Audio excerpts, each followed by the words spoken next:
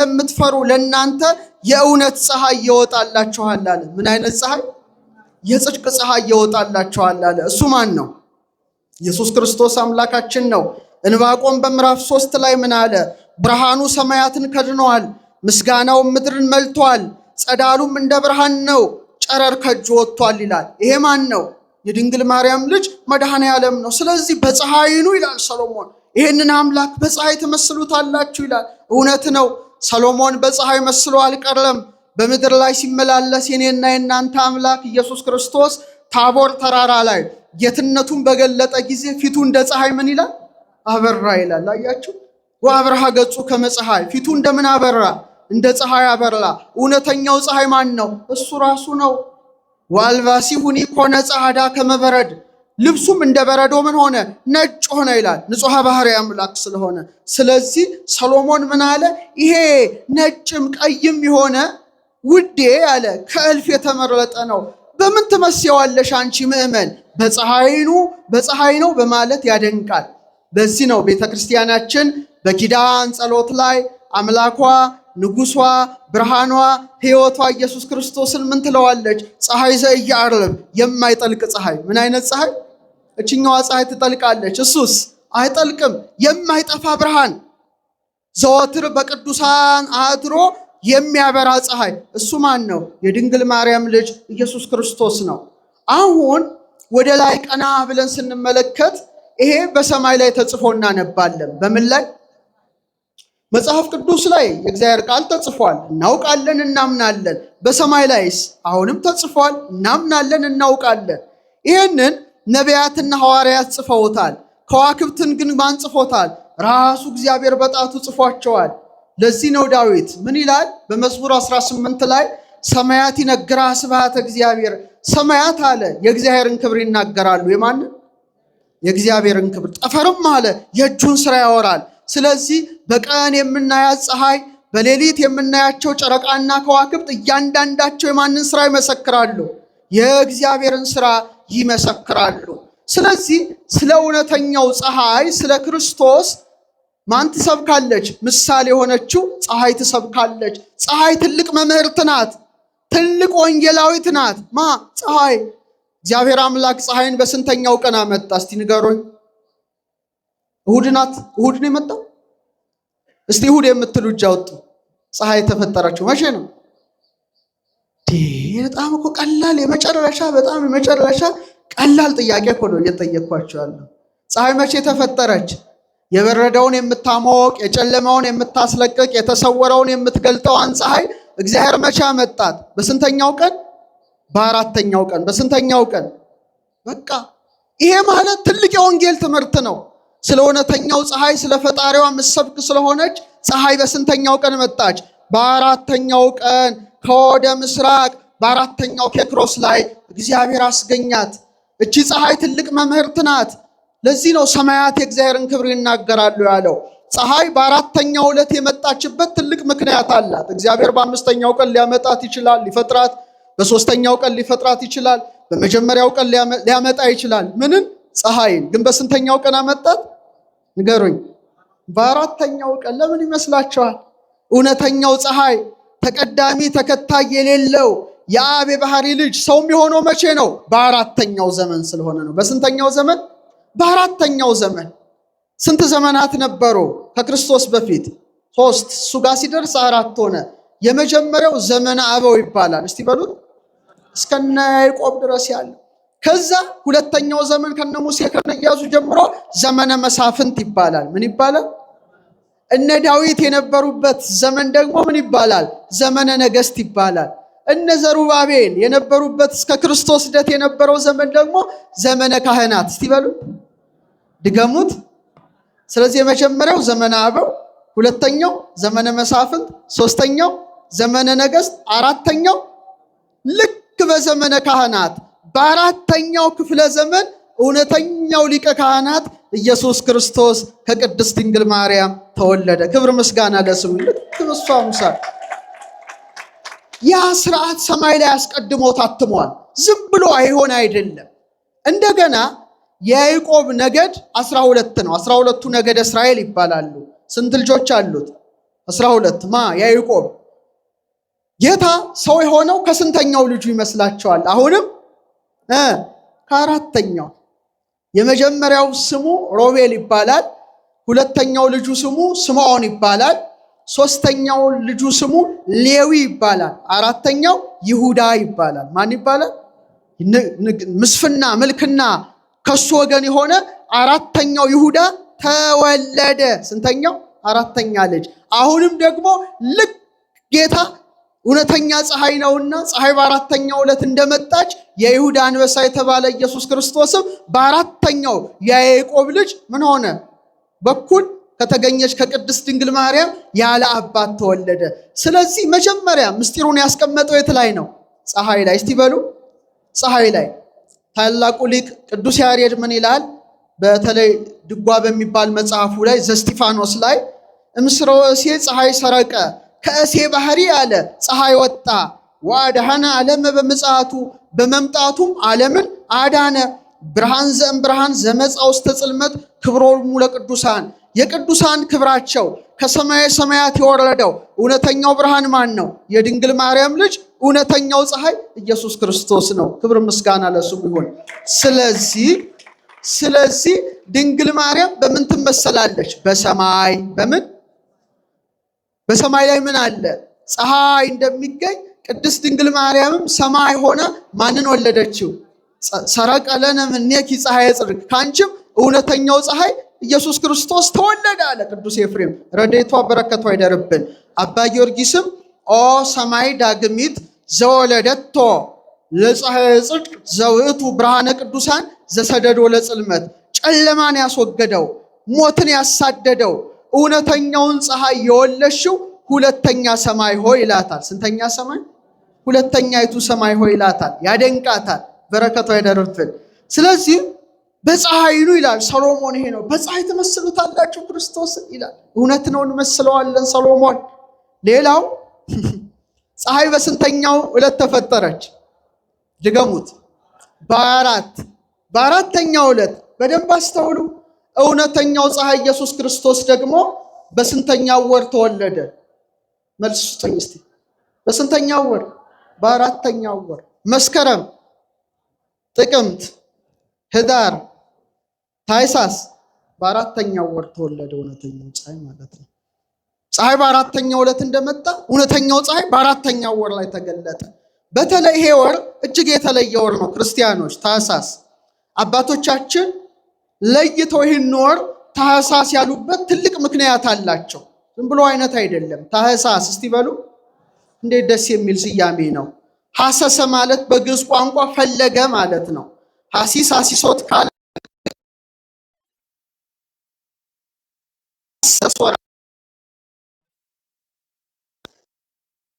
ማለት ነው።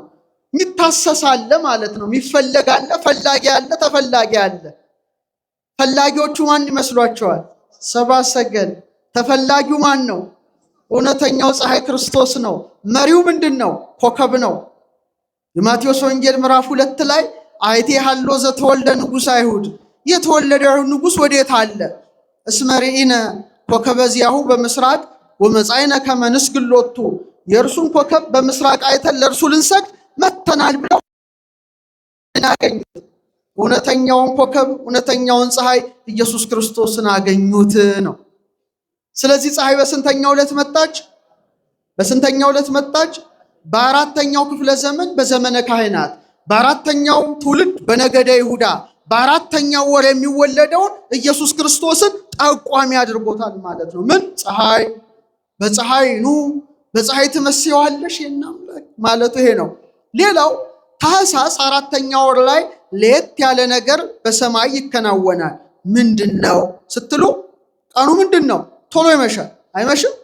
የገና ጀንበር ሲባል ታውቃላችሁ፣ ቶሎ ይመሻል፣ ቶሎ ይጨልማል። ሰኔ አካባቢ ደግሞ ቶሎ አይመሽም። በአሁኑ ሰዓት ለምሳሌ 1 ሰዓት ምናምን ጉዳይ ሰኔ ላይ ብርሃን አለ። አሁን ግን ቶሎ ምን ብሏል? ጨልመዋል። ለምንድን ነው የሚጨልመው? ለምን? በሚጨልምበት ወር ጌታ ተወለደ። በተለይ ደግሞ በ182 ቀን አንዴ የዓመቱ አጭር ቀን ይከናወናል። በዚህ ወር ውስጥ ማለት ነው። እኛ ምድር ወገብ ላይ ኢኩዌተር ላይ ስላለን ብዙ አናውቅም እንጂ ወደ አውሮፓ ብትሄዱ ከቀኑ 9 ሰዓት ላይ ጭልምልምልም ይላል። ወደ ሰኔ አካባቢ ደግሞ ብትሄዱ እስከ ምሽቱ 5 ሰዓት አካባቢ ብርሃን አለ። እኛ መሃል ላይ ስለሆነ ብዙ አናውቀው እና በጣም የሚገርመው ፀሐይ ከፀሐይ በፊት እስቲ በመብራት ልመስልላችሁ። መብራት ከፍ ሲል ነው የሚያበራው ወይ ዝቅ ሲል ነው? ከፍ ሲል በጣም ያበራል። ዝቅ ሲል ብዙ አይበራም፣ ቶሎ ያጥራል አይደል? ብዙ ብርሃኑ ላይቱ እስከዛች ቢደርስ እንጂ በጣም ሰፊ ሆኖ አይበራም። ለዚህ ነው ከፍ ብሎ መብራት የሚሰቀለው። ታኅሳስ ላይ ቀኑ የሚያጥረው ምንድነው? ፀሐይ ከምህዋሯ ምን ትላለች? ዝቅ ትላለች። ምን ትላለች?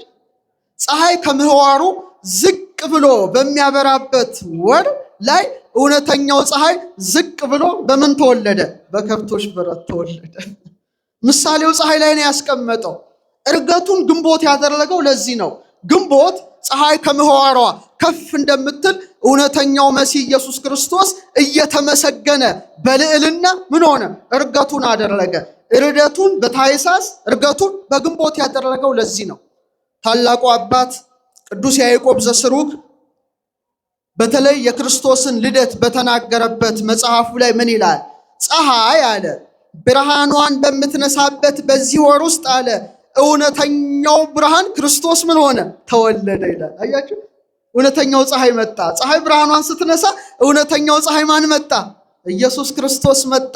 ፀሐይ ይላል ከፍ ወዳለው አጽናፍ በምትወጣበት በዚህ ወር ውስጥ የብርሃን ጸዳል እግዚአብሔር ወልድ አለ በበረት ውስጥ ተወለደ ይላል። በምን ውስጥ ተወለደ? በበረት ውስጥ ተወለደ። አሁን ብርሃኑ ነው ወይስ ጨለማው የሚበዛው? ታኅሳስ ላይ ኧረ ቀላል ጥያቄ ነው። ሌሊቱ በጣም ረጅም ነው፣ ቶሎ ይመሻል። ጨለማ በሚመላለስበት በዚህ ወር ማን ተወለደ? እውነተኛው ፀሐይ ተወልዶ ጨለማን ዲያብሎስ ድል ነሳው። ክብር ምስጋና ለአምላክ። ሞት ተሸነፈ። ጨለማ ረጅም ጨለማ በሚሆንበት በዚህ ወር ውስጥ እውነተኛው ፀሐይ መጥቶ ጨለማን ምን አደረገው? ድል ነሳው ይላል። በእውነት ቀኑ በሚቀንስበት መዓልቱ በሚቀንስበት በዚህ ወር ሰዎች ሁሉ ከጸጋ ምን ሆነው ነበረ? ቀንሰው ነበረ፣ ጎለው ነበረ። ያን ጉለታቸውን ሊመላ እውነተኛው ፀሐይ ኢየሱስ ክርስቶስ ከቅድስት ድንግል የት ተወለደ? በከብቶች ንገሩኝ፣ በከብቶች በረት ተወለደ ይላል። እውነተኛው ፀሐይ በበረት ውስጥ አበራ። ያን ጊዜ ጨለማ ምን ሆነ? ለፀሐይ አሁን ለቀቀ። ፀሐዩ ማን ነው? ክርስቶስ ነው። ለምን በሌሊት ተወለደ ይላል ሊቁ። ዓለም ሁሉ ምንድን ነው? በጨለማ ውስጥ ነበረ።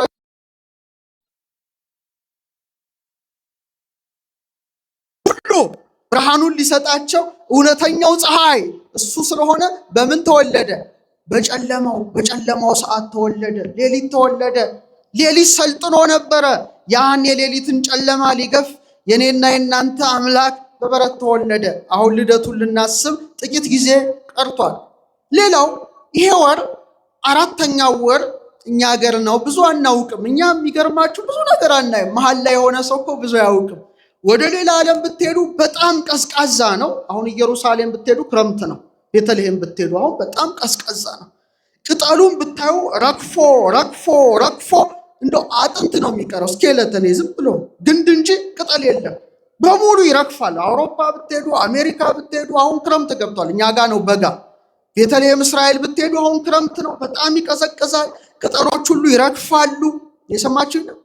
ታዲያ ለምን በዚህ በአራተኛው ወር ተወለደ ለሚለው ጥያቄ ሰዎች ሁሉ በአዳምና በሔዋን ኃጢአት ምክንያት ከጸጋ ምን ሆነው ነበረ? እንደ ቅጠል ረግፈናል እንዳለው ረግፈው ነበረ። ያን የረገፈ ማንነታችንን በጸጋው ሊሸልመን በጸጋው ሊያሞቀን የኔና የናንተ ጌታ ተወልዶ በጨርቅ ተጠቀለለ ማለት ነው። አዎ ጽድቃችን እንደ መርገም ጨርቅ ሆኗል በተባለ እንኳን ኃጢአት ጽድቅ ራሱ መርገም በሆነበት ሰዓት የኔና የናንተ ጌታ ተወለደ። ስለዚህ አባ ጊዮርጊስ ምን ይላል? ስርዓተ ሰማይ ተሰራ በዲበ ምድር፣ የሰማይ ስርዓት በምድር ላይ ተሰራ ይላል። በምን ላይ? አሁን ሰዎች ቀና ብለው ሲያዩ በሰማይ ፀሐይ፣ ጨረቃ፣ ሌላስ ከዋክብት ይገኛል። በቃ በቀላሉ ማለት ነው እንጂ በጣም ብዙ ነገር ነው ሰማይ ላይ ያለው። አርጋኖኑ ላይ ነው ምን አለ? ልክ እንደ ፀሐይ ሆኖ ማን መጣ ይላል? ኢየሱስ ክርስቶስ መጣ ይላል። እንደ ፀሐይ ሆኖ ማን መጣ? ብርሃነ ቅዱሳን እውነተኛው ፀሐይ የኃጢአትን ጨለማ ገፎ የጣለው የሞትን ጥላ ያስወገደው እውነተኛው ፀሐይ መጣ ይላል። እንደ ጨረቃ ሆና ቤተልሔም ሰማይን መሰለች ነው የሚለው። ቤተልሔም ሰማይን መሰለች። እንደ እውነተኛው ፀሐይ ኢየሱስ ክርስቶስ ነበረ። እንደ ጨረቃስ ድንግል ማርያም ነበረች። ማን ነበረች? ድንግል ማርያም። ጨረቃ ትመላለች፣ ጨረቃ ትጎድላለች። ማኅተመ ድንግልናዋ ምሉ የሆነ እውነተኛዋ ጨረቃ ማን ተገለጠች? ፍጠኑ፣ አረ መልሱ፣ ድንግል ማርያም ተገኘች ይላል። ህየንተ ከዋክብተ ሰማይ አስተራዩ መላእክተ እግዚአብሔር። በሰማይ ከዋክብት ፈንታ ማን መጡ? መላእክት ከሰማይ ወረዱ። የት? ቤተልሔም። ልደት ቀርቧል። ተስፋችን ቀርቧል። የደስታችን ጊዜ ቀርቧል። በሰማይ ላይ ፀሐይ እንዳለ ማን ተወለደ አልኳችሁ? አረ መልሱ። እንደ ጨረቃ ቅድስት ድንግል ማርያም፣ እንደ ከዋክብት ብርሃን መላእክት ማለት ነው። እመቤታችን ያው በጨረቃ ትመሰላለች። ታውቃላችሁ፣ ጨረቃ 4 ሰሌዳ አላት። ስንት ሰሌዳ አላት? 4 ሰሌዳ አላት። መጀመሪያ ትወለዳለች፣ ማጭድ መስላ ትታያለች፣ ፊቷን ወደ ምስራቅ ታደርጋለች። ይሄ በሶስተኛው ቀን የሚደረግ ነው። እሷም ከሐናና ከኢያቄም ምን ሆነች? ተወለደች ማለት ነው። ጨረቃ ሁለተኛው ከፍ እንደምትል እሷም በቤተ መቅደስ በንጽህና በቅድስና ምን ሆነች? አደገች። ሶስተኛ ፀሐይ ልክ በ15ኛው ቀን በስንተኛው ቀን? 14 15 ፀሐይ በምዕራብ አድማስ ይሆናል። ጨረቃ በምስራቅ ላይ ትሆንና ሙሉ የፀሐይ ብርሃን ጨረቃ ላይ ሲያበራ ጨረቃ ምን ትባላለች? ምልአተ ወር ሙሉ ሆነች ይባላል። ምን ሆነች ይባላል? በ15ኛው ቀን። እመቤታችንም ልክ በ15 ዓመቷ ማለት ነው። ልክ በ15 ዓመቷ ቅዱስ ገብርኤል ሲያበስራት እውነተኛው ፀሐይ ኢየሱስ ክርስቶስ በማህፀኗ አደረ ማለት ነው። ከዛ ጨረቃ 15 ቀን በኋላ ጉድለት እያሳየች እንደምታልፍ እሷም ጌታን እውነተኛውን ፀሐይ ወልዳ እሱም ደግሞ እነኋት እናትህ ካለው በኋላ 15 ቀን በቤተ ዮሐንስ አርፋ ተቀምጣ በ64ኛው ዓመቷ ላይ አርፋለች። በኋላም በ3ኛው ቀን ተነስታል። በረከቷ ይደርብን። አመስግኗት እችን ጨረቃ ነው። ስለዚህ ነው በፀሐይኑ ይለዋል ጌታን፣ በፀሐይን መስለዋል። ስለዚህ መጽሐፍ ቅዱስ ሰማይ ላይ ተጽፎልሃል ነው። ቀና ብለህ ማየት ያንተ ድርሻ ነው። ሌላው ቀን ለ4 ይከፈላል። አሁንም ፀሐይ በስንተኛው ዕለት መጣች? ድገሙት። ቀን ለስንት ይከፈላል? ለ4 ይከፈላል። አንድ ቀን ምንለው ለ4 ይከፈላል። ሰዓተ ማልቶ አንደኛው ከ12 ሰዓት እስከ 3 ሰዓት፣ ከ3 ሰዓት እስከ 6 ሰዓት፣ ከ6 ሰዓት እስከ 9 ሰዓት፣ ከ9 ሰዓት እስከ 12 ሰዓት። ይሄ ነው ሰዓተ ማልት ለ4 ነው የሚከፈለው። እያንዳንዱ ሰዓት ዝም ብሎ የመጣ አይደለም ነው። እያንዳንዱ ሰዓት ስለ ክርስቶስ ነው የሚመሰክረው። ሁሉ በእርሱ ተጋጥሟል ይላል። ከ12 ሰዓት እስከ 3 ሰዓት ያለው ሰዓት የነቢያትን ዘመን ይወክላል። የምንን ዘመን? በደንብ አስተውሉ። የነቢያትን ዘመን ይወክላል። ለምን? ጎህ ቀደደ ይባላል። ጨለማ ነበረ። ከዛ በምስራቅ አድማስ ቀይ የሆነ ብርሃን የመጣ ያኔ ጨለማው መራቁን ብርሃን መቅረቡን ሰዎች ምን እያሉ ይመጣሉ? እያሰቡ ይመጣሉ። ነቢያትም ተስፋ ነበራቸው። ማን ይወለዳል? እውነተኛው ፀሐይ ይወለዳል እያሉ ትንቢት ይናገሩ ነበረ። ይእተ አሚረ ይሰርቅ ለክሙ ፀሐይ ጽድቅ፣ የእውነት ፀሐይ ይወጣላችኋል እያሉ ይመሰክሩ ነበረ። ከ1 ሰዓት እስከ ስንት ሰዓት? ከ12 ሰዓት እስከ ስንት ሰዓት? እስከ 3 ሰዓት ያለውን ሰዓት አስቡ። ይሄ የነቢያት ጊዜ ነው። ይሄ የተስፋ ጊዜ ነው። የንጋት ኮከቡ ክርስቶስ ይወለዳል ብለው ትንቢት የተናገሩበት ጊዜ ነው። ብዙም ድምቀት የለውም አይደለም። ከ1 ሰዓት እስከ 3 ሰዓት ብዙም አይሞቅም፣ ግን ተስፋ አለው። ሙቀት አለ። የጠዋት ፀሐይ አለች፣ ግን ክርር የምትል አይደለችም። እነሱም ከእውነተኛው ዘመነ ስጋዊ አልደረሱም። በተስፋ ብቻ ነው የሚመለከቱት። ለዚህ ነው ለምሳሌ እመቤታችንን ሲያይ ሰሎሞን መኑ ይእቲ ዛቲ እንተ ትሄውስ ከመ ጎህ፣ እንደ ጎህ የምትጎበኝ እቺ ማናት ይላል። ምትጎበኝ ትቴወስ ካለ ምትጎበኝ ጎህ ናት ይላታል ድንግል ማርያም። ምንድናት? ጎህ። በቃ ጎህ ማለት ፀሐይ ሊመጣ መሆኑን የመቃረቢያ ምልክት ነው። እውነት ሐሰት? ጎህ መጣ ማለት ጠዋት ላይ ፀሐይ ሊወጣ ነው ማለት ነው። እሷም እውነተኛው ፀሐይ ክርስቶስ ከመምጣቱ በፊት 15 ዓመት ቀድማ ተገኝታለች ምድር ላይ። ጎህ አድርጓታል። አሁን ቀጥሎ ከ3 ሰዓት ፍጠን፣ ከ3 ሰዓት እስከ 6 ሰዓት ነው። በዚህ ሰዓት ፀሐይም ምን ይሆናል? ብሩህ ሆኖ ይገለጣል። በአይንም በደንብ ተደርጎ ይታያል። ይህ ምንድን ነው? ዘመነ ስጋዌ ነው። ልክ 3 ሰዓት ላይ የእግዚአብሔር መልአክ መጣ። ዝም ብሎ አይደለም ሰዓቱ። ልክ 3 ሰዓት ላይ ነው ቅዱስ ገብርኤል የመጣው። ያ ስለ ፀሐይ አዋጅ የሚያውጀው መልአክ መጣ ከእግዚአብሔር ዘንድ ተልኮ በድንግል ማርያም ፊት ቆሞ ምን አለ? ጸጋን የተመላሽ ደስተኛይቱ ምን ይበልሽ? ደስ ይበልሽ፣ እግዚአብሔር ከአንቺ ጋር ነው፣ ከሴቶች ተለይተሽ ቡርክት ነሽ። እሷም ትጠይቀዋለች፣ ስለ እውነተኛው አምላክ ይነግራታል። መጨረሻ ምን አለች ድንግል ማርያም? ይኩነኒ በከመ ትቤለኒ ነየ ዓመተ እግዚአብሔር፣ እኔ እግዚአብሔር አገልጋዩ ነኝ፣ እንደ ቃል አቤት እንደ ቃል ይሁንልኝ ይደረግልኝ ብላ ልክ ቃሏን ስታሰማ እውነተኛው ፀሐይ ኢየሱስ ክርስቶስ 3 ሰዓት ላይ በማህፀኗ ተጸነሰ። ክብር ምስጋና ለስሙ። ከ3 ሰዓት እስከ 6 ሰዓት ዘመነ ስጋዌው ነው። እሱም 3 ዓመት ከ3 ወር ነው ወንጌልን ያስተማረው። እውነተኛው ፀሐይ ዝም ብሎ የተዘበራረቀ ነገር የለም፣ ራሱ ባወቀ ያደረገው ነው። ቀጥሎ ከ6 ሰዓት እስከ 9 ሰዓት ይሄ ደግሞ ስቅለቱ ነው። ስቅለቱ ሰዓት ነው። ልክ ከ6 ሰዓት እስከ 9 ሰዓት ምን ሆነ ይላል? ጨለማ ሆነ ይላል። ለምን? ልክ 6 ሰዓት ፀሐይ ምንድን ነው የምትሆነው? እግዚአብሔር ይስጦት። ፀሐይ በምናችን ትይዩ ትሆናለች? በአናታችን ትይዩ። ቀጥላ ላይ ሴንተሩ ላይ ማይከሉ ላይ ጥላችን አጭር ነው አይደል የምትሆነው? ፀሐይ በምናችን ትክክል ክርር ያለ ቀትር ነው። በመሃል አናታችን ትክክል ትሆናለች። ስንት ሰዓት ላይ? ድገሙ። ስንት ሰዓት ላይ?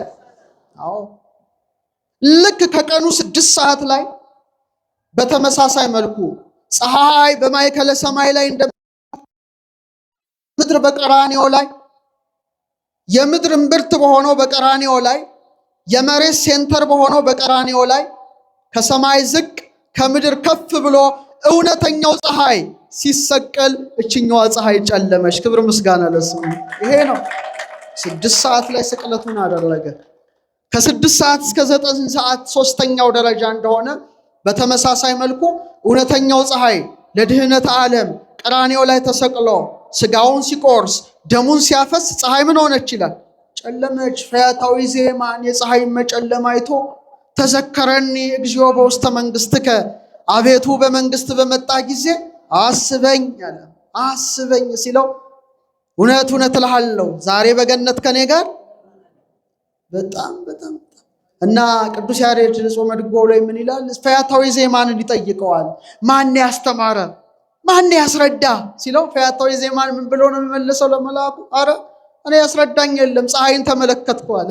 ምን ተመለከት? በቃ አለቀ። ትክክለኛዋን ፀሐይ ተመለከተ። 6 ሰዓት ላይ ፀሐይ መጨለሙን አየ። በማይከለ ሰማይ የምትሆነው ፀሐይ ጨልማለች። ለምን? በማይከለ ምድር የተሰቀለው ማን ነው? እውነተኛው ፀሐይ ክርስቶስ ነው። ቀጥሎ ያለው ክፍል ከ9 ሰዓት እስከ 12 ሰዓት ያለው ክፍል ነው። ይሄ ሰርክ ሰዓት ነው። ልክ በዚህ ሰዓት ሰርክ ላይ ፀሐይ በምዕራብ አድማስ እንደምትጠልቅ በተመሳሳይ መልኩ የኔና የናንተ ጌታ ዮሴፍና ኒቆዲሞስ ገንዘው በከርሰ መቃብር አኖሩት። መንፈቀ ሌሊት ከሞት ተነሳ። ክብር ምስጋና ለእውነተኛው ብርሃን አምላካችን። ይሄ ነው በፀሐይ ኑ አለው። ጌታም በፀሐይ መስሏል። እውነት ነው። ስለሱ ማይሰብክ ማን አለ? ስለሱ ማይናገር ማን አለ? በማይከለ ምድር በቀራንዮ ቀትር ላይ እንደተሰቀለ ዛሬም በእኔና በእናንተ የራስ ቅል ላይ መስቀሉ ተተክሏል። ይሄን መስቀል ያየው ግን የለም። ሊቀ ጠበብት አለቃ እያሌው ታምሮ አንድ ስብከት ነበራቸው፣ የራስ ቅል የሚል ስብከት። አድምጣችሁ ከሆነ አላውቅም፣ ዩቲዩብ ላይ ለመድኃኔዓለም የሰበኩት ስብከት ይመስለኛል። ልክ ቀትር ላይ የራስ ቅል ጎልጎታ የምትባል ላይ ሰቀሉት ይላል ወንጌላዊ ማርቆስ ጽፎልናል። የራስ ቅል ጎልጎታ የምን ቅል? ስከል ቦን። ስከል ማለት የራስ ቅል ነው። ፕሌስ ኦፍ ቀራንዮ ጎልጎታ ሰቀሉት ይላል። ስንት ሰዓት ላይ? አረ መልሶ 6 ሰዓት ላይ።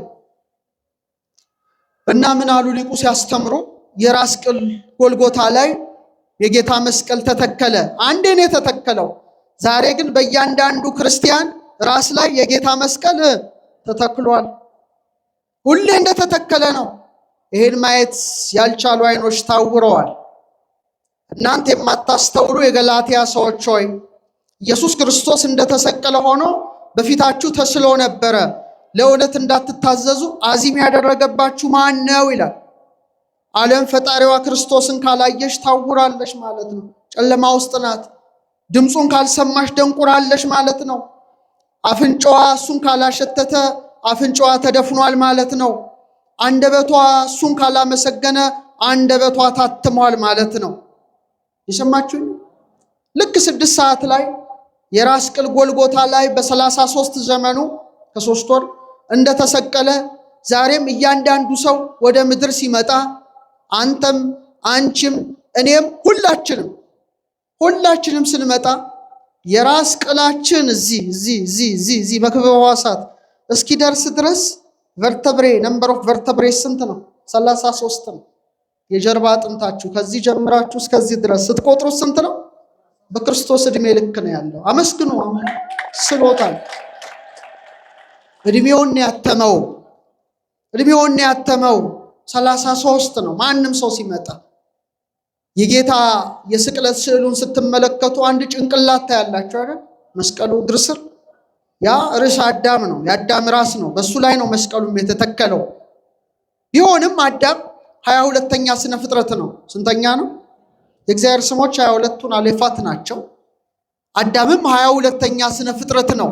በሱ ራስ ላይ በማዕከለ ምድር በ6 ሰዓት ቀትር ላይ እንደተሰቀለ በተመሳሳይ መልኩ ያንዳንዳችን ምድር ላይ ስንመጣ እግዚአብሔር በተፈጥሮ ሲያመጣን ምን እንደሚሰጠን ታውቃላችሁ? ነምበር ኦፍ ስከል ቦንስ የጭንቅላታ አጥንት ቁጥሩ 22 ነው። ስለዚህ መስቀሉ ተተክሎበታል። ቀትር ላይ 6 ሰዓት ላይ በዕፀ መስቀል ላይ እንደተሰቀለ ዛሬም በርዕሰ ልቡናችን ላይ መስቀሉ ምን ሆኗል? ተተክሏል።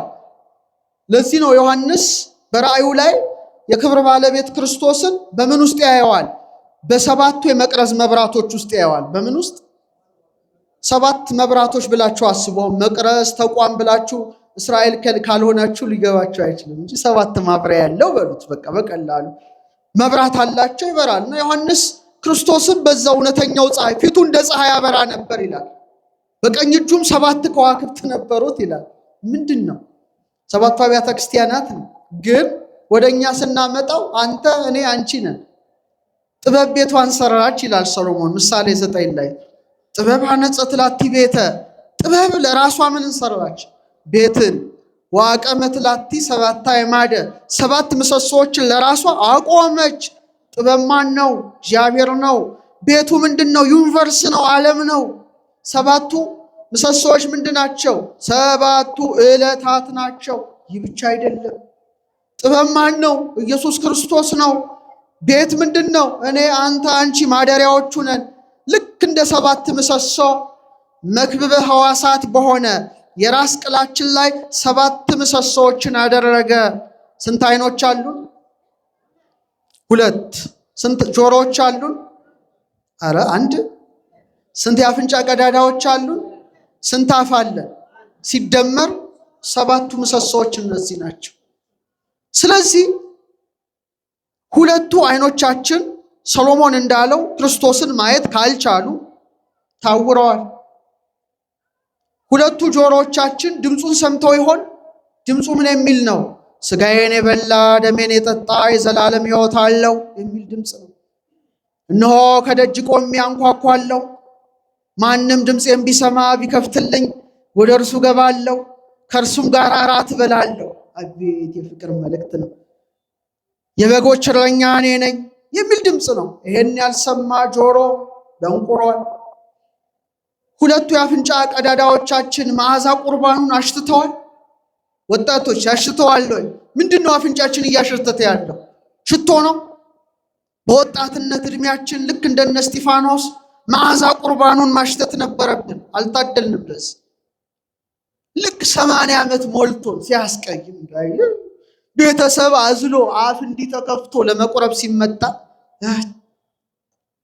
ምን መሆናችን ነው? አፍንጫችን እሱን ካላሸተተው ተደፍኗል። ሽቶ ስላሸተተ ያሸታል አይደለም። አፋችን አንድ የመቅረዝ መብራት ነው። ስጋውን መብላት፣ ደሙን መጠጣት፣ የታረደውን ፍሪዳ ማጣጣም ያስፈልጋል። ስጋው የሚጣፍጥ መብል ነው ይላል አባ ጊዮርጊስ። ደሙም የሚጣፍጥ መጠጥ ነው። ያ ከበጎሮሯችን ሊፈስ ይገባል። ወጣቶችን ነው ደግሞ ምለው።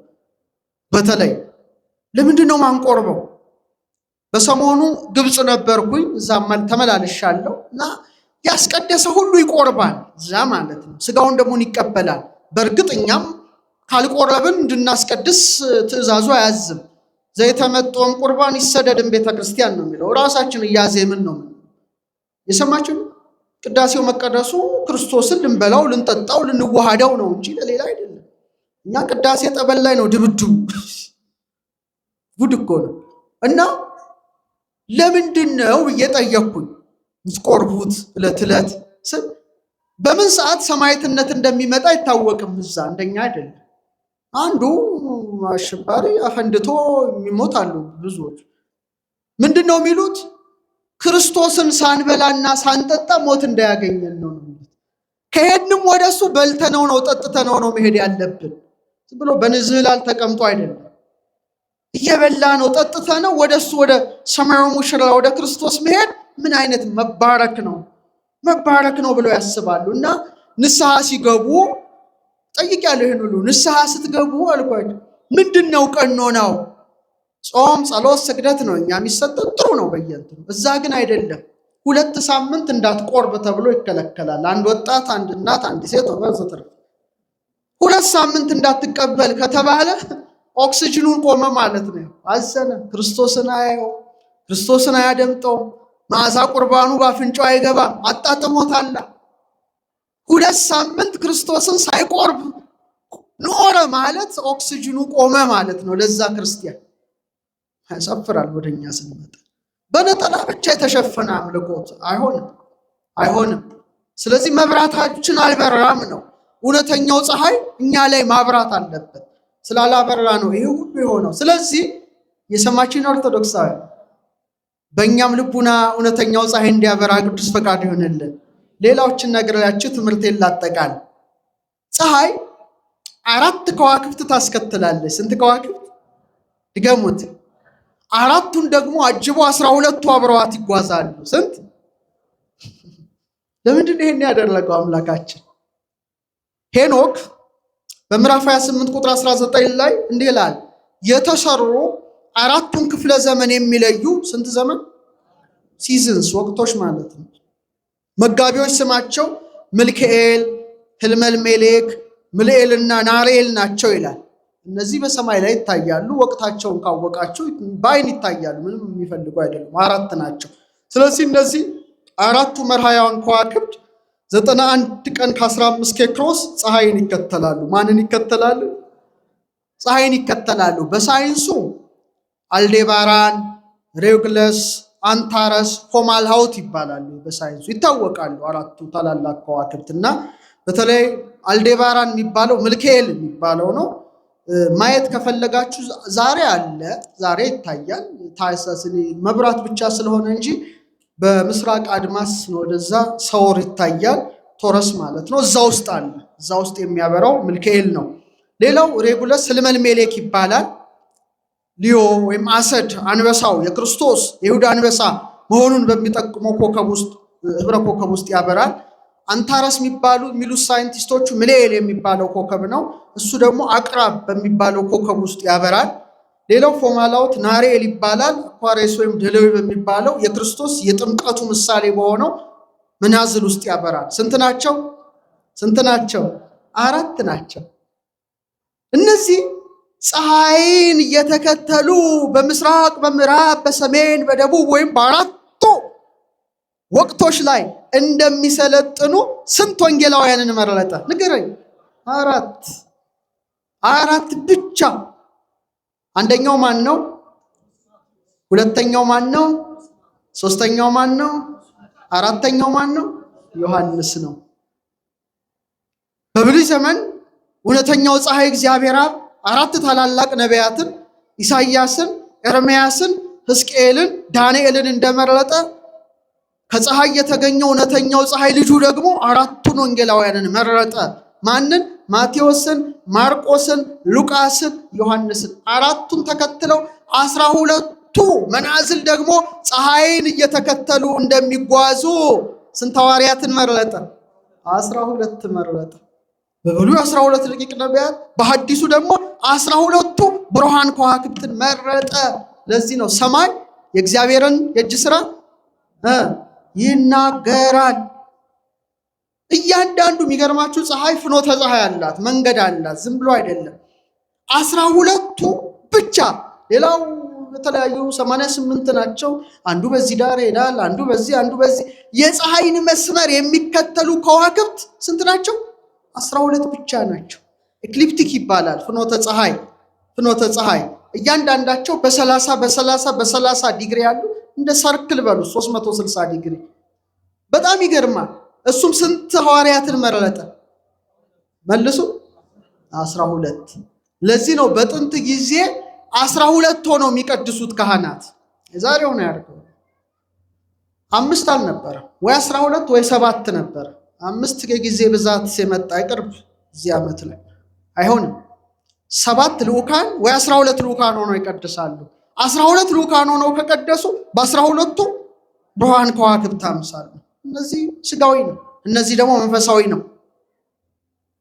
እነዚህ ፀሐይን ነው የሚከተሉት። እነዚህ ካህናት ደግሞ እውነተኛው ፀሐይ ሊቀ ካህናት ክርስቶስን ነው የሚከተሉት። ወይ 7 ሆነው ሊገቡ ይችላሉ። ስንት ሆነው? 7 ዕለታት አሉ። እግዚአብሔር ሁሉም በሰባት ታዋቁሯል።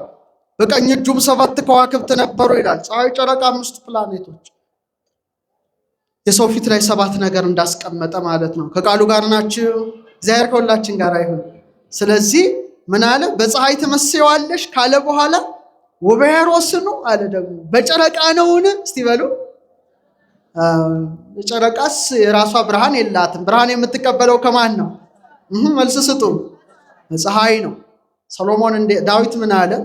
ዙፋኑም በፊቴ እንደ ፀሐይ ይኖራል፣ ለዘላለም እንደ ጨረቃ ይጸናል፣ ምስክርነቱም በሰማይ የታመነ ነው። መዝሙር 88 በቅንፍ 89 ከ36 ከ37። ጨረቃን ስታስብ ማንን ታስባለ? ዮሐንስ መጥምቅ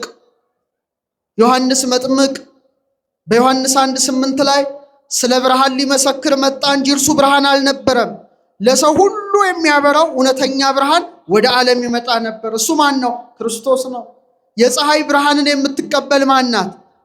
ኧረ መልሱ። ጨረቃ ናት። የእውነተኛው ፀሐይ የክርስቶስን ብርሃን የተቀበለ ማን ነው? ዮሐንስ ነው። መንገድ ጠራጊው ነው። ቤተ ክርስቲያን ናት። ካህናት ናቸው። ሊቁ ምን ይላል? ካህናት ጨረቃ ናቸው ይላል። ምንድን ናቸው? ጨረቃዎች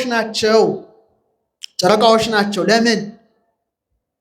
ጨረቃ የፀሐይን ብርሃን እንደምትቀበል ከእውነተኛው ፀሐይ ከክርስቶስ ምን ተቀብለዋል? ስልጣነ ክህነትን ተቀብለዋል። ከፀሐይ የተለየ ጨረቃ ምን የላትም? ምን የላትም? ብርሃን እንደሌላት ከእውነተኛው ከክርስቶስ ክህነትን ያልተቀበለ ብርሃን የለውም ወይም ክህነት የለውም። ለዚህ ነው የክህነት ሰንሰለት ያልተቋረጠው እዚህ ቤተ ክርስቲያን። ሌላው ተነስቶ ካህን ነኝ ይላል። አይሰራም፣ አይሆንም። በትክክለኛው መስመር የኛ በማርቆስ በኩል የመጣ ሰንሰለት ነው እስካሁን ያልተቋረጠ። ያ ከሆነ ጨለማ ነው። ጨለማ ደግሞ ሊያበራ አይችልም። ስለዚህ ጨረቃ ሆነው ማን ተገልጠዋል? ካህናት፣ ቤተ ክርስቲያን ተገልጠዋል። ለዚህ ነው ቤተ ክርስቲያን ቅዳሴ ሲቀደስ ስርዓተ ቤተ ክርስቲያን ወይም የቅዳሴው ስርዓት ምን ይላል? 2 መብራት አንዱን በቀኝ አንዱን በግራ በመንበረ ታቦቱ ላይ አብሩ ይላል። ስርዓቱ እዛው ላይ ተጽፏል። ዙሪያውን ደግሞ የቀናዲል መብራቶች ይብሩ። ቤተክርስቲያን የጠፈር ምሳሌ ናት። በቀኝ የሚበራው መብራት የፀሐይ፣ በግራ የሚበራው መብራት የጨረቃ፣ ዙሪያውን የሚበራው መብራት የከዋክብት አምሳል ነው። ሰማይ አድርጎ ገልጧታል ቤተክርስቲያንን። ወበያሮስኑ ካለ በኋላ ወበከማኒዮስኑ የመጨረሻ ነው ወይስ ባስታርቦሸሽ አለ? እቺ ምንድናት? ቪነስ ናት። ዝሁራ ትባላለች። ምን ትባላለች? ዝሁራ። ዛሃረ ማለት በግዕዝ ቋንቋ አበራ ማለት ነው። ዛሬ አለች ግን አሁን ጠልቃለች። ታኅሳስ አካባቢ ላይ ወደ ምዕራብ ልክ ዞር ስትሉ በጣም ደምቃ በጣም አብርታ የምትታይ አንዲት ብሩህ አካል ታያላችሁ። እሷ ምንድናት? አስታርቦሸሽ ወይም ኮከበ ምዕራብ ምንላት ቪነስ የምትባለው ፕላኔት ናት። ጠዋት ደግሞ በምትታይበት ጊዜ ኮከበ ጽባህ ትባላለች። የንጋት ኮከብ። የምን ኮከብ? ልክ ፀሐይ ከመውጣቷ በፊት በምን ትታያለች? በምስራቅ አድማስ ወሯን ጠብቃ። አሁን ግን ታኅሳስ የጌታ ልደቱ ነው። እንገራችሁ በሙሉ ሰማይ ላይ የሚታዩት ከዋክብት ስለ ልደቱ ነው የሚጮሁት። እንዴት አድርጌ እንደማስረዳት እንደምችል አላውቅም። ከዋክብት ምልከታ ቢኖር ኖሮ ማሳየት ይቻላል። የሰብአ ሰገል ከዋክብት አሉ እዚህ ላይ ወጥተዋል። አሁን በስተ ምስራቅ አቅጣጫ ስትወጡ 3 ቀበቶ ይሰራሉ። እነዚህ የሰብአ ሰገል አምሳል ናቸው። እና በሱ ትመስየዋለሽ ይላል ሰሎሞን። በማን? በዚች። ለዚህ ነው ራሱ ክርስቶስ በራእይ 22:16 ላይ እኔ ኢየሱስ በአብያተ ክርስቲያናት ዘንድ ይህን እንዲመሰክርላችሁ መልአኬን ላኩ። እኔ አለ። ደስ ሲል እኔ የሚለው ቃል እኔ የዳዊት ስርና ዘር የማን? የሚያበራም የንጋት ኮከብ ነኝ አለ። የሚያበራ የምን ኮከብ ነኝ? ራሱ ነው ያለው። እኔ ራሴ የሚያበራው የንጋት ኮከብ ነኝ አለ። ፀሐይን ስታይ እሱን ታየዋለህ። ይህን የሚያበራ የንጋት ኮከብ ስትመለከት እሱን ታየዋለህ። ለዚህ ነው ቅዱስ ጴጥሮስ በረከቱ ይደርብን በልቡናችን ዘወትር የሚያድር ብርሃናችን መድኃኔ ዓለም ክርስቶስ ነውና በንጋት ኮከብ መስሎ በሁለተኛ ጴጥሮስ መልእክቱ ምዕራፍ 1 ቁጥር 19 ላይ ምድርም እስኪጠባ ድረስ የንጋትም ኮከብ በልባችሁ እስኪወጣ ድረስ በምናችን ድንቅ ነው። እሱ ማን ነው? መድኃኔ ዓለም ነው። በእያንዳንዳችን መቅደስ ሰውነታችን ሊያበራ ይገባል። ብርሃኑ እንዴት ነው? እያበራ ነው። የማን መቅደስ ነን? አትፍሩ፣ አይዟችሁ። የእግዚአብሔር ምኖቹ ነን እንዴ? ቆይ እሺ፣ ቤተ ክርስቲያን የማን ቤት ናት? እኛስ የማን ቤት ነን? በቃ እቺ በቅባ ሜሮን ትባረካለች። እኛ ራሳችን አናጢው መጥቶ ሲሚንቶን አድርጎ በግንቡ ሁሉ አድርጎ ይሰራታል። መጨረሻ ላይ ሊቀ ጳጳሱ በቅባ ሜሮን ይባርካታል። የማን ማደሪያ ትሆናለች? እኛንስ የሰራን ማን ነው? ራሱ በእጁ ነው። ደግሞ እኛ የሚለየው በእጁ በራሱ በአልፋ እግዚአብሔር እጅ ይወድ እጆች ሰሩኝ አበጃጁኝ ይላል። እጆች ሰሩኝ። ደስ አይልም? ፊታችሁን በመስታወት ስታዩ ደስ አይላችሁ? እኔ በጣም ነው የምንፍነከነከው በቃ ሁሌ ባየሁት ቁጥር። ምክንያቱም እግዚአብሔር በእጁ ሰርቶኛል። የሕይወትን እስትንፋስ ባፍንጫው ምን አለበት ገብቷል። ሕያው መቅደሱ ነን። ስለዚህ ስንት እግሮች አሉ? ስንት? 4 ያለው አለ? 2 ነው። 2 አለ። ከዛ 2 እግሩ በላይ ምን አለ? ሰውነታቸውን ይሁት እስቲ። ሆድ ዕቃችን አለ የለም? አለ የለም? ከሆድ ዕቃችሁ በላይ ምናቸው አለ? ልባችሁ። ከዛስ ጭንቅላት አለ ነው። ስንት ማለት ነው? ኧረ እባካችሁ ነገርኳችሁ። ሆድ ዕቃ ኩላሊት ያጤሰው ልብ ያመላለሰው ናላ የወረሰው አልሰማም። ይፈትን ልብ ወኩልያታ አላነበባችሁም? ዳዊት ኩላሊት ኤሪያ ስንት? 1 ልብ ጭንቅላት ኩላሊት ያመላለሰውን ኩላሊት ያጤሰውን ይቅርታ ልብ ያመላለሰውን ናላ የወረሰውን ማን ያውቃል አለ? እግዚአብሔር ያውቃል ይላል። ስንት እግሮች አሉ? ውሻችሁ፣ ድመታችሁ፣ ፈረሳችሁ፣ በቅሏችሁ፣ የዱር አራዊትን በሏቸው ስንት እግር አላቸው? 4 እግር ነው የተሰጣቸው። አስባችሁ ታውቃላችሁ ለምን እንዳልሰጣችሁ? እነሱ 4 እግር ተሰጥቷቸው ምን እያዩ ነው የሚኖሩት? የሚግጡትን ሳር የሚጠጡትን ውሃ በቃ ቀና ብለው ማየት አይችሉም ሰማይን። ሁሌም ያስቡት ለሆዳቸው ነው የሚኖሩት፣ ለሆዳቸው ነው ያስቡት። አለቀ። እኛን ግን ስንት እግር ሰጠን?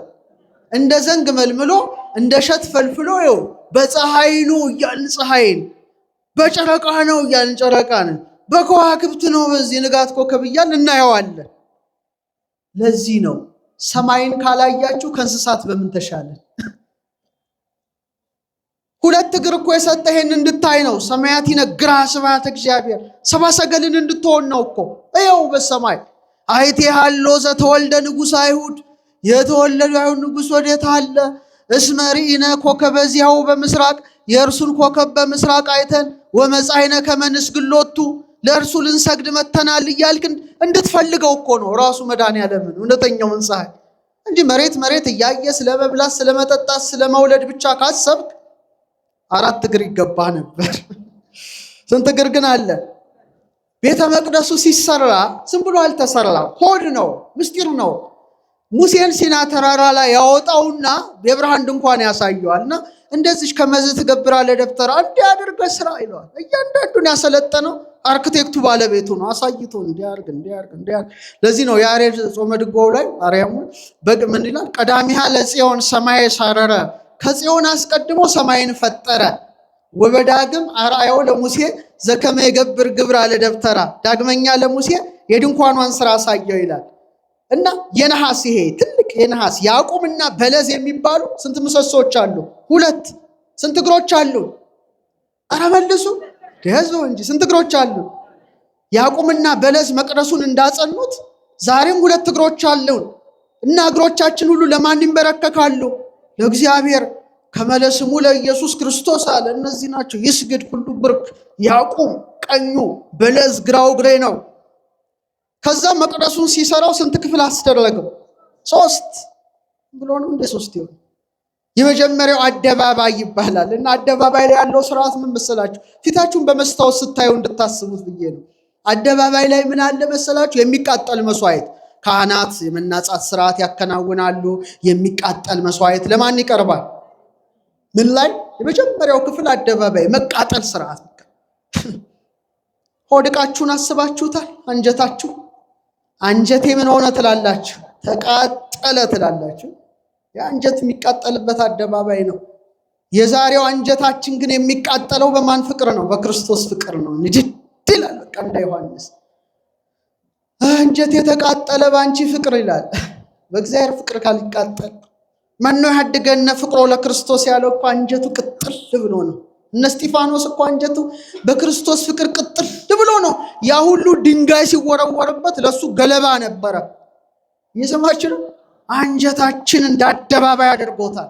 መቅደሱ ነው። ልባችንን እንደ ቅድስት አደረገው። እንደምን ቅድስት ላይ 3 ስርዓቶች ተከናወኑ። አንደኛው ዕጣን። የምን መስዋዕት? የዕጣን መስዋዕት።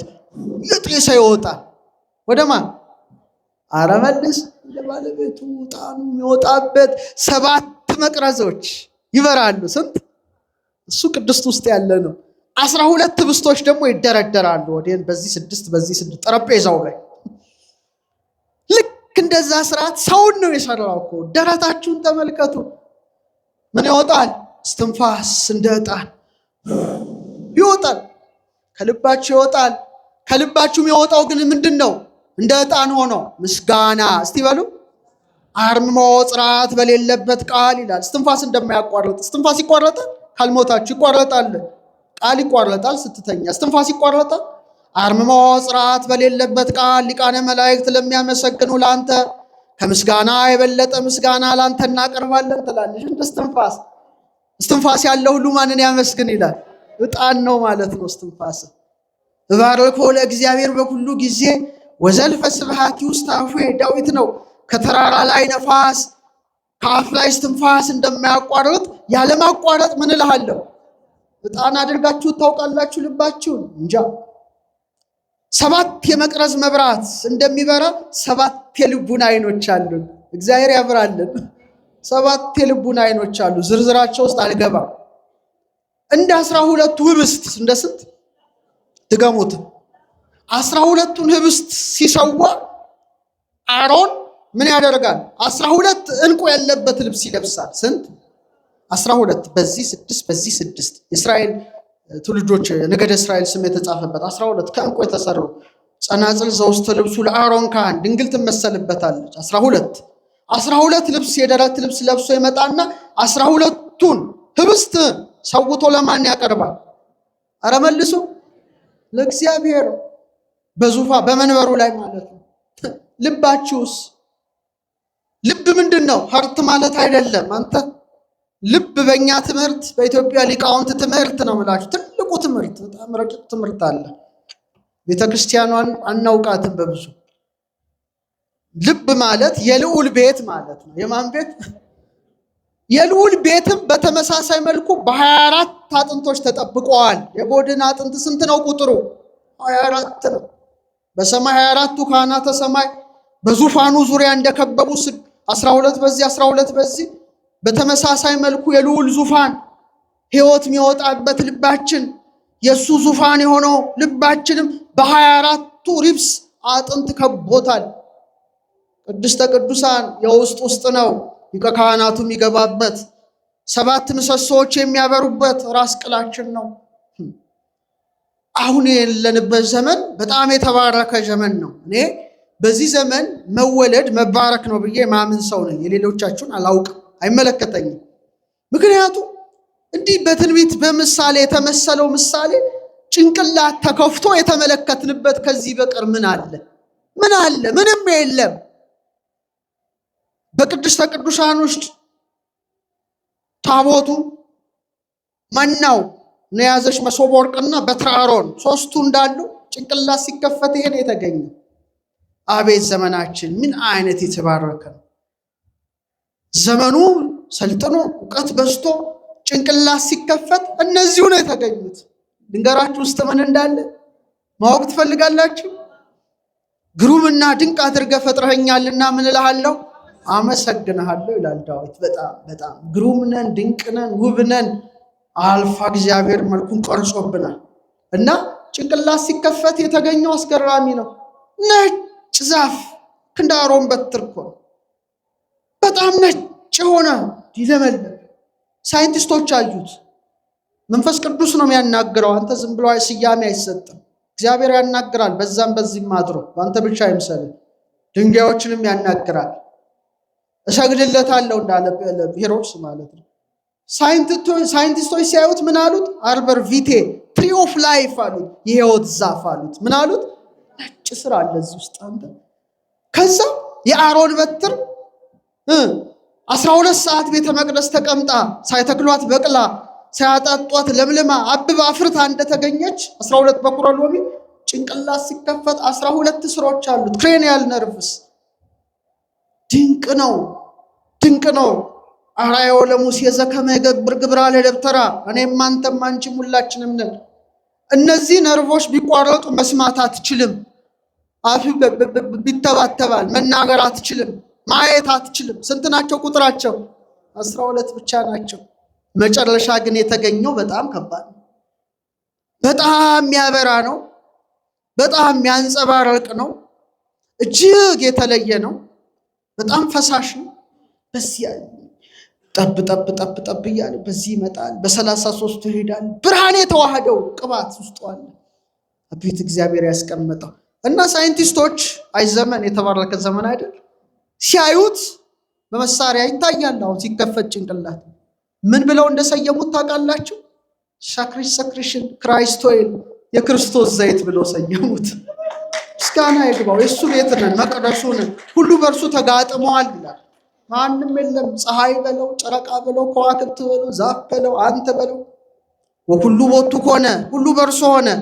ወዘንበሌ ሁሰ አልቦ ዘኮነ ወኢ ምንትኒም ዘኮነ፣ ከሆነውም ያለ እርሱ ምንም ምን የሆነ የለም።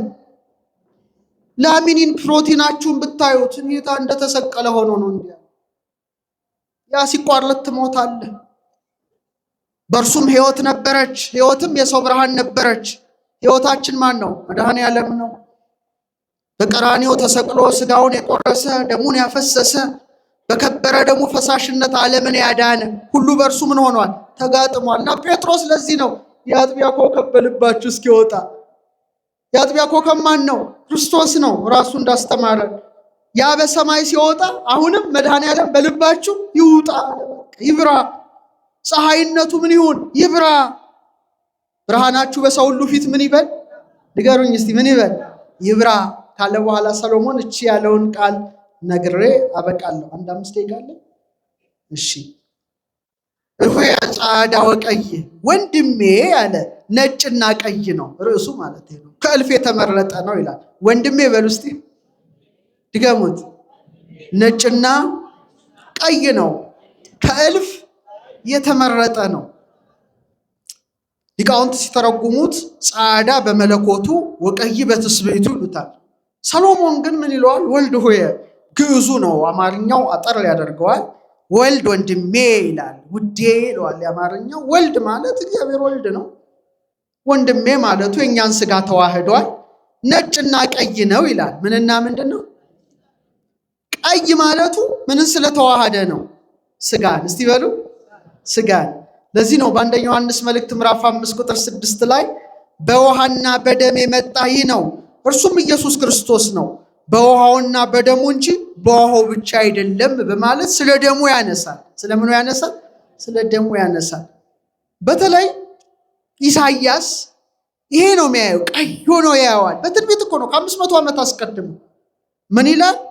መኑ ውእቱ ዝንቱ ዘወፃ ሜዶም ቀይ አልባስ እምባሶር መካብእሲ ኃያል ወግሩም በልብሰቱ። ይህ ከኤዶምያስ ልብሱ የቀላ ከባሶር የሚወጣ አለባበሱ ያማረ በጉልበቱ ጽናት የሚራመድ ማን ነው ይላል። መልስ ስጡት። ማን ነው? መድኃኔዓለም ክርስቶስ ነው። አያችሁ፣ ቀይ የለበሰ ማለት ነው። ቀይ የለበሰ ማለት ስጋን የተዋሃደ በዕለተ ዓርብ ወደ ቀራንዮ ሲሄድ ምንን የለበሰ? ቀይ ከለሜዳን የለበሰ አምላካችን ማን ነው? ለምን ትቄ አልባሲከ ይላል ኢሳይያስ። ልብስ ስለምን ቀላ ጥያቄ ነው። ለምን ስጋን ተዋሃድክ? ወይም ከፈለጋችሁ ለምን ቀይ ከለሜዳን ለበስክ ይላል።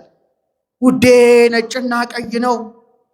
አዎ ከለሜዳን ለብሶ ሄዷል። ልብሱን ገፈው ቀይ ግምጃ ለበሱት።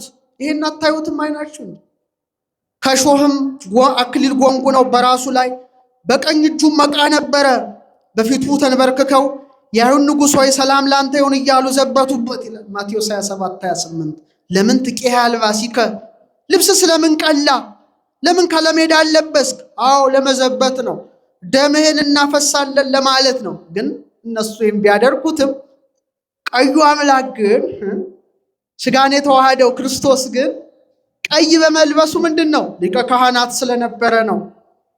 በዘጸአት 28:5 ላይ ምን ይላል? ወርቅንም ሰማያዊ፣ ሐምራዊ፣ ቀይ ግምጃ ጥሩ በፍታም ይውሰዱ። ምን አይነት ግምጃ? ቀይ። ሊቀ ካህናቱ ቀይ ግምጃን ይለብሳል። ለምን? በከበረ ደሙ ፈሳሽነት የዓለምን ኃጢአት ያስወገደ ማን ነው? ንገሩኝ። የክብር ባለቤት የአማልክት አምላክ የነገስታት ንጉሥ ኢየሱስ ክርስቶስ ብቻ ነው። ስለዚህ በደምም የተረጨ ቀይ ልብስ ተጎናጽፏል። ስሙም የእግዚአብሔር ቃል ተብሏል። ራዕይ 19:13 ወያጽብ በወይን ልብሶ ወበደም አስካል ሰንዱ ነው። ዘፍጥረት ላይ 49 ልብሱን በወይን ያጥባል፣ ቀሚሱንም በዘለላው ደም ያጥባል። 49:10 ላይ ማለት ነው። ስለዚህ ነጭ ደግሞ ምንድን ነው? አምላክነቱ። እስቲ በሉ ፍጹም ሰው ፍጹም አምላክ ማን ብቻ ነው? ክርስቶስ ነው። ከእልፍ የተመረጠ ነው።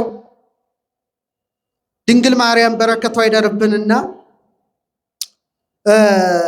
ቤተ መቅደስ ይዛው በ40 ቀኑ ስትገባ ስምዖን ሲታቀፈው ታውቃላችሁ አይደል? አባ ጽጌ ድንግል ያይ ምን ይላል? እንዘ ተሐቅፍዮ ለሕፃንኪ። ጽጌ አልፏል፣ ግን ብንጠቅሰው ጥሩ ነው። ጽጌ ጻዕዳ ወቀይ አመ ቤተ መቅደስ ቦይኪ በዕለተ ተአምር ወንጽ ነይ ርግቤ ትናዘዝኒ ምላህ ወኒ ሰናይቲ ምስለ ገብርኤል ፍሱ ወሚካኤል ከማኪ ርህሩ። በተአምርና በንጽህና ዕለት አለ ነጭም ቀይም አበባ ልጅሽን ሕፃንሽን ታቅፈሽ ወደ ቤተ መቅደስ በገባሽ ጊዜ ድንግል ማርያም ርግበ ኖህ፣ ርግበ ዳዊት፣ ርግበ ሰሎሞን ከሐዘን ከለቅሶ ታረጋጊን ዘንድ ነይ ድንግል ማርያም ትምጣ በመካከላችን። ማንን ታቅፋ? ነጭም ቀይም አበባ ልጇን። ክብር ምስጋና ለስሙ። ነጭ አበባ፣ ቀይ አበባ። ስትመጪ ግን አለ ብቻሽን አትምጪ ነው። ደስተኛውን ገብርኤልንና እንዳንቺ ርኅሩኅ የሆነውን ሚካኤልን፣ ለኛ ደግሞ እስጢፋኖስንም ጨምራ ትምጣልን እመቤታችን። ምን ወደው ለምን ቀይ ጽጌረዳ መስዋዕትነቱን ያመለክታል። እናንተ ጊፍት እያላችሁ ለፍሬንዶቻችሁ ነው የምትሰጡት አይደለም። ጾመ ድጓ ላይ ምን ይላል? ጽጌረዳ ያስቀምጡ ይላል። የስቅለቱ ቀን እዚህ ሲወጡ ነው ያተቀደሳቱ ምን ይላል? ትእዛዝ አለ። ቀይ ጽጌረዳ ያስቀምጡ። ለምንድን ነው ቀይ ጽጌረዳ? ጽጌረዳ ውብ እንደሆነ ምንድን ነው? አምላካችንም ምንድን ነው? ውብ ነው። ይሴኒ ለሃዩ ሙሉ ደጓ ለሚያ ውበቱ ከሰው ልጆች ሁሉ ይልቅ ምን ይላል? ያምራል። ቀይ እንደሆነ ምኑን አፍስሷል? ደሙን አፍስሷል። ጽጌረዳ በእሾህ እንደተከበበች የክብር ባለቤት የእሾህ አክሊልን ምን ብሏል? በጭንቅላቱ ላይ ተቀዳጅቷል። በመቀዳጀት ውስጥ አጥፋ ለነ መርገመ ሶክ ወአሜከላ ዘበቆለ ውስተ ምድርነ፣ በምድራችን የበቀለ እሾህ አሜከላ መርገምን ምን ብሏል? ሽሯል። ልክ እንደ ነጭ አበባ ደግሞ ትንሣኤውን ገልጧል። ምስጋና ለስሙ። ትንሣኤውን ገልጧል።